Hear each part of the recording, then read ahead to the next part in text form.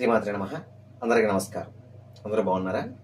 ముందస్తుగా మీ అందరికీ ఉగాది పండుగ శుభాకాంక్షలు. ఉగాది పండుగ రాబోతుంది కదా! అసలు ఉగాది పండుగ ఎలా చేసుకోవాలండి? ఉగాది పండుగ రోజు ఏమేం చేయాలి అని చెప్పనేసి కొంతమంది అడుగుతున్నారు. దానికి సంబంధించి అసలు ఉగాది పండుగ రోజు ఏం చేయాలి? ఉగాది పండుగను ఎలా జరుపుకోవాలనేది ఈరోజు మనం తెలుసుకుందాం. ఉగాది పండుగ రోజు ముఖ్యంగా 5 పనులనేవి చేయాలి. మొట్టమొదటిది ఏమిటంటే బ్రహ్మ ముహూర్తంలో నిద్రలెగవాలి. అంటే సూర్యుడు ఉదయించడానికంటే ముందే నిద్రలెగవాలి. ఇది బ్రహ్మ ముహూర్తంలో నిద్రలెగవడం గురించి ఎంతోమంది ఎన్నో విషయాలు చెప్తూ ఉంటారు. అసలు ఆ టైంలో ఉండే తనది ప్రశాంతత కానీ, వాతావరణ అనుకూలత కానీ, స్పిరిచువల్ ఎనర్జీ కానీ అసలు మాటల్లో చెప్పలేం. అది లేచి అనుభూతి చెందాల్సిందే. ఆ సమయంలో కనుక లేచి ఒకసారి ఫ్రెష్ అయ్యి చూడండి, మన బాడీ మనకే తెలియకుండా ఎంతో రిఫ్రెష్మెంట్ తోటి ఏదన్నా కొత్తగా సాధించాలి అన్న ఉత్తేజాన్ని తెచ్చుకుంటుంది. కాబట్టి ఉగాది పండగ రోజు కనీసం పండగలప్పుడైనా సరే సూర్యోదయానికంటే ముందే నిద్రలేవండి. ఆ రోజు ఏం చేయాలంటే ఖచ్చితంగా తైలాభ్యంగన స్నానం అంటారు. అంటే తలకి ఒంటికి నూనె పట్టించుకుని స్నానం చేస్తారు. తైలాభ్యంగన స్నానం, తల స్నానం చేస్తారు. అది చేయాలి. రెండవది, మీ రోజుని దైవనామస్మరణతోటి, అంటే మీ ఇష్టమైన దేవతా పూజతో కావచ్చు, లేదంటే గనక ఏదైనా ఒక స్తోత్ర పారాయణతో కావచ్చు, ఈ రోజుని దాంతో మొదలు పెట్టమన్నారు.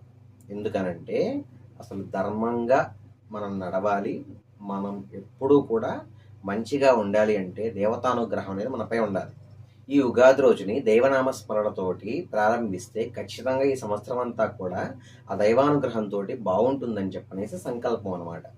అయితే ఏ దేవుణ్ణి పూజించాలండి అని అడుగుతారేమో చాలామంది. ఉగాది పండక్కి దేవుడు ప్రత్యేకంగా లేడు. మీరు ఏ దేవుడినైనా పూజించుకోవచ్చు. ఇప్పుడు వినాయక చవితి పండగ ఉంది అంటే వినాయకుడిని పూజించాలి.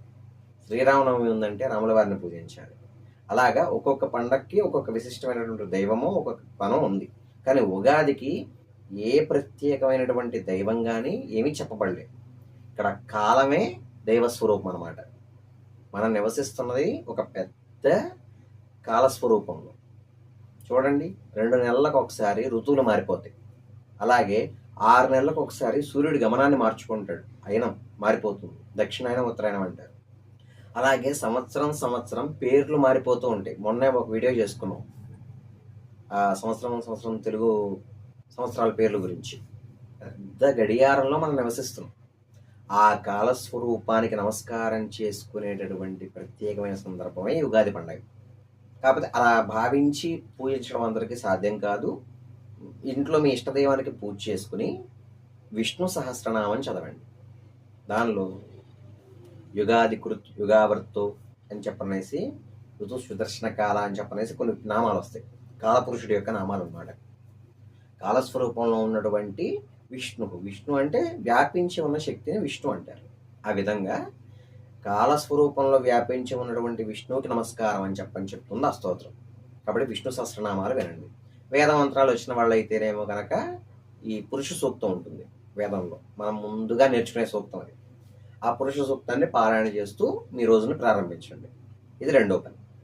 మూడో పని ఏమిటండి అంటే కనుక కొత్త బట్టలు ధరించడం, ఉగాది పచ్చడి తినడం. ఇది అందరూ చేసేది. ఉగాది వేప పువ్వు పచ్చడి ఎందుకంత విశేషమైందయ్యా అంటే కనుక షడ్రసోపేతమైంది. ఇందులో 6 రకాల రుచులు ఉంటాయి. తీపి, పులుపు, ఉప్పు, కారం, చేదు, వగరు. జీవితంలో ప్రతిదాన్ని మనం ఖచ్చితంగా స్వీకరించాలి. ఆ భావాన్ని అంతర్లీనంగా మనకి తెలియజేస్తున్నదే ఉగాది పచ్చడి అన్నమాట. అలాగే చూడండి, మనకు సామెత కూడా ఉంది. అన్నీ ఉంటే ఉగాది, ఏమీ లేకపోతే శివరాత్రి అన్నారు. మన టైం బాగుంటే షడ్రసోపేతమైన భోజనాలు చేయొచ్చు. సమయం కలిసి రాక పస్తులు ఉండాల్సి వస్తే అది పస్తునో కష్టమని అనుకోకుండా ఈరోజు శివరాత్రి అయ్యా, అందుకని ఉపవాసం ఉన్నామని చెప్పని శివుడి యొక్క సేవ కింద దాన్ని మార్చేసుకోవచ్చు. ఉన్నా పండగే, లేకపోయినా పండగే. అంతటి గొప్ప సంస్కృతి మన సంస్కృతి అనమాట. ఖచ్చితంగా ఈ షడ్రసోపేతమైనటువంటి ఆహారాన్ని స్వీకరించండి.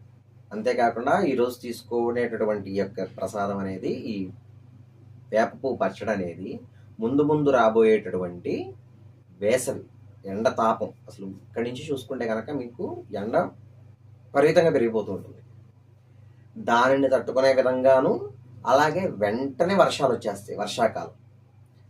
అక్కడ మళ్ళీ కొన్ని రకాలైనటువంటి సూక్ష్మక్రిములు అవి లేకపోతే వ్యాధులు అవి వచ్చేస్తూ ఉంటాయి. అక్కడ ఆ రెండిటికి కూడా తగినట్టుగా మన శరీరాన్ని మార్చుకోవడానికి మన ఋషులు పెట్టినటువంటి శాస్త్రం ఇది. కాబట్టి ఖచ్చితంగా ప్రతి ఒక్కళ్ళు ఇది చేసుకోండి. కొంతమంది కొన్ని రకాల ఇబ్బందుల్లో ఉంటారు, వాళ్ళు పండగ చేసుకోకూడదు. అలాంటి వాళ్ళు మీకు తెలిసిన వాళ్ళు ఎవరైనా ఉంటే, మీరు చేస్తున్నారు కదా పండగ, కొద్దిగా పచ్చడి వాళ్ళకి ఇవ్వండి, కొద్దిగా ప్రసాదం వాళ్ళకి పెట్టండి. మన పండగల్లో కానీ మనం చేసుకునేటటువంటి కార్యక్రమాల్లో కానీ సోషలైజేషన్, సామాజిక బాధ్యత అనేది ఎప్పుడూ కూడా ఉంటూ ఉంటుంది. ఇది మనం చేయాల్సిన మూడో పని. మనం చేయాల్సినటువంటి నాలుగో పని ఏమిటంటే పంచాంగ శ్రవణం. దీని గురించి కూడా మనం ఒక వీడియోలో చెప్పుకున్నాం. పంచాంగ శ్రవణం అనేది చేయడం వల్ల ఎంతటి ఫలితం వస్తుంది, అలాగే అసలు పంచాంగ శ్రవణాన్ని మనం ఎలా అన్వయించుకోవాలి చెప్పుకున్నాం కదా. ఇక్కడ ఎవరన్నా చూడకపోతే కనుక ఒకసారి ఆ వీడియో కూడా చూడండి. ఖచ్చితంగా పంచాంగ శ్రవణం చేయడం వల్ల ఒకవేళ మన జీవితంలో ఏమైనా హెచ్చుతగ్గులున్నా ఆ పంచాంగాన్ని చదివి వినిపించేటటువంటి అనుష్ఠాన బలం ఉన్నటువంటి వ్యక్తి ఎవరైనా ఉండి చదువుతుంటే కనుక ఆయన నోటితోటి ఇంత కష్టమే ఉండదమ్మా అంటే ఖచ్చితంగా ఆ కష్టం అనేది తగ్గుతుంది. కాబట్టి పంచాంగ శ్రవణం అనేది చేయండి. ఇక అందరూ చేయాల్సిన ఐదో పని ఏమిటి అంటే అపహదానం అంటారు. అపహ అంటే నీళ్లు. రాబోయేటటువంటి వేసవి కాలంలో బాటసారులకి, మూగజీవాలకి నీరు దొరకడం చాలా కష్టం అవుతుంది. పైగా ఊరికి నోరెండిపోతూ ఉంటుంది. అలాంటి వాళ్ళకి చలివేంద్రాలు అని చెప్పని ఏర్పాటు చేస్తూ ఉంటారు. ఒకవేళ ఆ చలివేంద్రాలు గనక ఈ ఉగాది పండగ నుంచి పెడితే చాలా మంచిదని చెప్పని చెప్పబడింది అనమాట. ఈ రోజు నుంచి, ఉగాది రోజు నుంచి ఆ నీళ్ళు అనేవి పంపిణీ చేయడం అనేది ప్రారంభిస్తే చాలా మంచిదని చెప్పని చెప్పబడింది. ఇది అందరూ చేయలేరు కదా, మరి మేమేం చేయాలండి? మేము ఎట్లా నీళ్లు దానం చేసిన ఫలితాన్ని పొందాలంటే కనుక చక్కగా మీ ఇంటి దగ్గర ఒక చిన్న మట్టి కుండలోనో లేకపోతే ఏదో ఒక పాత్రతోటి నీళ్లు పెట్టండి. పక్షులో ఏవో ఒకటి వచ్చి తాగి వెళుతూ ఉంటాయి. ఉదయం సాయంత్రం ఆ నీళ్లు మారుస్తూ ఉండండి.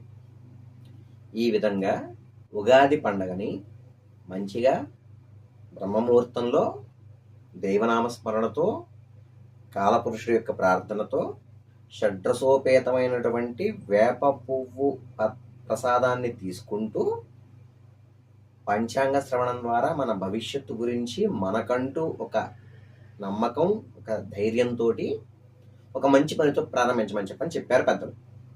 కాబట్టి ప్రతి ఒక్కళ్ళు కూడా ఉగాది పండుగని ఈ విధంగా ప్రారంభించి చూడండి. ఈ సంవత్సరం ఎలా ఉందో వచ్చే ఉగాది పండుగ నాటికి నాకు తెలియజేయండి, సరేనా? మళ్ళీ ఒకసారి అందరికీ ముందుగా పరాభవ నామ సంవత్సర ఉగాది శుభాకాంక్షలు. జై శ్రీరామ్.